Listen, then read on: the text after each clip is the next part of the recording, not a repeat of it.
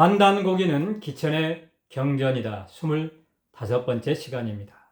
이번 시간에는 고조선 제7세 한율당군과 8세 우수한당군, 9세 아술당군의 치적과 기천의 상호 연관성에 관해서 살펴보도록 하겠습니다. 자, 먼저 7세 환율당군은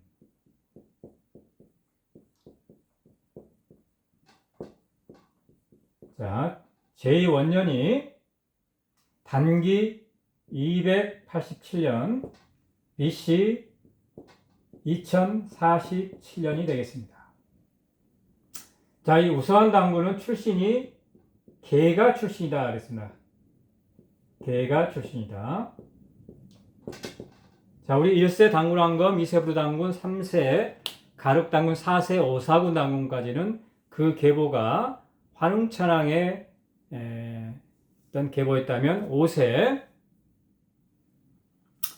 굴당군은 바로 계가 출신이라고 그랬죠. 그리고 6세 달문당군이 우가 출신이었다. 자, 계가에서 우가로 정권이 또 넘어갔다가 다시 7세 한율당군 때 계가에서 당군이 나오는 것이죠. 자, 이처럼 배달 시대부터 있었던 오가제도, 이 오가제도는 이미 천계에서부터 존재했었다고 그랬죠. 그런데 이 오가와 기천의 육합은 서로 상관성이 있다. 그래서 이 계자는 닭계자인데 기천에는 바로 금계독립자세가 있다고 그랬죠. 닭이 공격하는 자세인 금계독립자세. 그리고 우가와 관련해서는 소가 쟁기 끄는 자세인 소도 자세가 있다. 또 소도복으로라는 것이 보법으로서 소도고라는 것이 또한 있고요.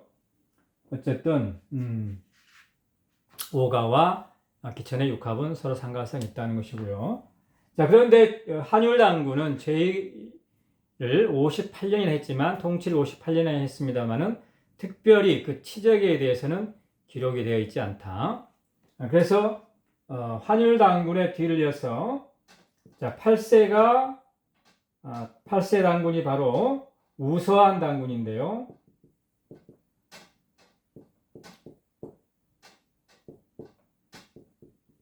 우서한 당군이신데, 자, 우서한 당군을 또는 오사함 당군이라고 한다 이렇게 되어 있습니다. 어쨌든 이분은 자, 제일 하자마자 첫 번째 하신 일이 세를 20분의 1로 줄여줬다는 거 하는 거죠. 자, 정전법에서 그전엔 정전법이었는데 이제는 20분의 1로 세를 줄였다는 것이고요. 자, 제2년도에는 풍년이 들어서 일경에 이삭 줄기 하나에, 자, 줄기경자죠. 줄기 하나에 이삭이 8개 피었다는 것입니다. 이삭이 8개 피었다. 8개씩. 일경팔수. 그 다음에 제4년도에는 평상복 차림으로 입고 본래 하나라까지 넘어가서 국경을 넘어가서 하나라의 민정을 살핀 다음에 바로 여러 가지 국가의 제도를 크게 개편하셨다고 되어 있습니다. 그리고 제7년도에는 삼조고가 동산에 삼조고가 날아 들어왔다고 되어 있습니다. 궁궐 안에 있는 정원에 삼조고가 들어왔다 했는데 이 삼조고가 상징하는 것이 뭡니까? 바로 삼조고라고 하는 것은 두 가지를 상징하고 있죠. 자, 다리가 3개 달렸다고 하는 것은 뭡니까? 바로 삼신사상, 삼신일체의 원리를 의미하는 것이고, 그리고 삼조고는 바로 태양의 새죠. 그래서 하늘의 어떠한 소식을 인간에게 전해주는 그런 것을 상징하는 것인데, 바로 태양 숭배 사상, 즉 광명 사상을 의미한다고 보면 되겠습니다. 이 삼조가 상징하는 이 두 가지가 바로 기천의 어떤 사상과 일치한다는 것이죠. 그래서 기천을 상징하는 동물을 하나를 얘기한다면 그것은 바로 삼조고가 된다 할 수 있겠습니다. 기천이야말로 이 삼신일체 사상과 광명 사상을 함께 갖고 있는 이러한 수행법 또는 무예라고 할 수 있죠. 이것이 바로 선도인데, 그리고 국선도도 마찬가지고요. 선도인데, 자, 기천, 선도는 뭡니까? 자, 천부경의 삼신일체 사상, 삼일사상이죠. 삼신일체 사상을 가지고 있다. 모든 기천의 수는 세 동작이 하나의 수를 이룬다고 그랬죠. 그리고 삼박자의 원리에 의해서 이루어졌고, 보법도 또한 삼박자의 원리에 의해서 보법이 움직여주고 있고, 삼신일체 사상을 몸으로 구현한 것이 바로 기천이다라고, 천부경을 몸으로 표현한 경전이 바로 기천이다라고 얘기했죠. 두 번째, 자, 기천에는 음파공을 사용하는데 그 중에 하나가 바로 기천 태양 역근 맞범 내가신장이라고 그랬죠. 태양 역근, 즉 기천이라고 하는 것은 내가신장을 쓰면서 뭡니까? 동쪽에 떠오르는 태양을 보면서 내가신장을 쓴다. 즉 아침에 떠오르는 태양의 기운을 받는다는 거죠. 밝음을 받는 태양의 기운, 태양의 에너지를 받는 것이 바로 선도인데, 이것은 국선도도 마찬가지죠. 그래서 국선도의 원래의 명칭은 박돌법이다. 밝음, 빛, 태양, 광명을 단전에 받는 법이 바로 국선도라고 청산선사께서 그러셨는데, 바로 이러한 광명사상, 이것을 상징하는 것이 바로 이 삼조고라고 하는 거죠. 그래서 기천을 상징하는 새가 있다면, 새를 하나 들자면 바로 삼조고라고 할 수 있다. 이것을 또한 고구려 무덤에서 삼조고가 또한 발견되기도 했죠. 자, 그리고 뒤를 이어서 제9세 아술당군이 뒤를 이었는데, 아술당군은 바로 이 8세 우수한 당군의 태자가 되겠습니다. 그렇기 때문에 마찬가지로 개가 출신이 되겠다라고 할 수 있겠습니다. 자, 이 9세 아술당군의 제2원년은 자, 단기 349년 비시 1985년이 되겠습니다. 자, 이 아술당군은 굉장히 인덕이 많은 분이기 때문에 죄인들을 방면해 줬다고 하는 것이죠. 어떤 사람이 죄를 짓게 되면은 그 사람을 어떤 형벌을 가하지 않고 다 용서를 해 주셨다는 것입니다. 자, 그 논리, 그 취지가 뭐냐면 이런 겁니다. 자, 분지 똥 문자죠. 자, 똥이 있는 땅이 수호, 비록 더럽다 하더라도 비가 내리거나 또는 이슬이 내릴 때 자, 치이불론이라고 했습니다. 그 위치를 물론 논하지 않는다는 것이죠. 자, 비가 내리는데 뭐 더러운 땅, 똥 묻은 땅, 깨끗한 땅, 뭐 가려서 구별해서 내리지 않는다는 것이죠. 이슬이 내릴 때도 마찬가지고, 해가 비칠 때도 더러운 땅, 깨끗한 땅 구별하지 않고 모든 곳에 똑같이 이렇게 해는 비친다는 것입니다. 그래서 굉장히 아주 영적 레벨이 수준이 높은 분이라고 할 수가 있는데, 바로 하나님은 사실은 하나님은 선도 없고 악도 없죠. 궁극의 진리, 본질적인 진리는 절대계에서는 뭡니까? 선도 없고 악도 없다. 모두가 하나라고 그랬죠.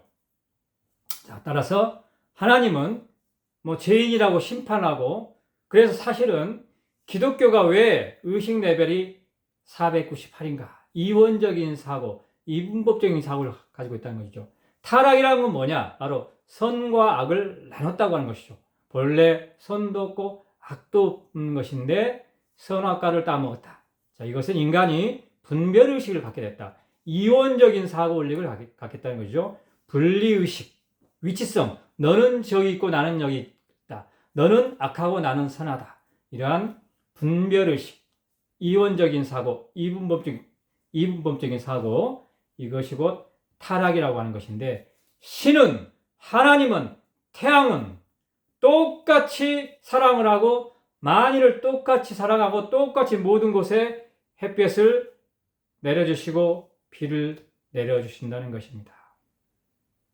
자, 그래서 이런 아술당군의 의식 레벨은 최소한 540 이상 무조건적인 사랑의 레벨이 가 있다. 성인의 경제가 있다는 것이죠. 자, 이렇게 성인의 그러한 인품으로 정치를 하다 보니까 죄인들이 모두 감화가 되어서 다 교화가 됐다. 그래서 그 칭송이 온 나라에 자자했다는 것입니다. 자, 이처럼 의식 레벨 540 이 조건 없는 사랑, 자비, 무조건적인 사랑인데요. 이때는 치유와 기적이 일어난다. 그랬죠. 그래서 죄인들이 이 변화가 일어나는 것이죠. 죄인들이 선인으로 바뀌는 것입니다. 즉, 우리가 어떤 사람을 변화시키려고 한다면 그것은 이러한 형벌로서는 한계가 있고, 뭡니까? 진정한 사랑, 조건 없는 사랑, 자비의 경지에 갔을 때, 자비를 베풀 때 비로소 사람은 변화될 수 있다. 기적이 일어난다. 치유가 일어난다. 그런데 바로 이 아술당군께서 그런 것을 모범으로 보여주셨다는 것입니다.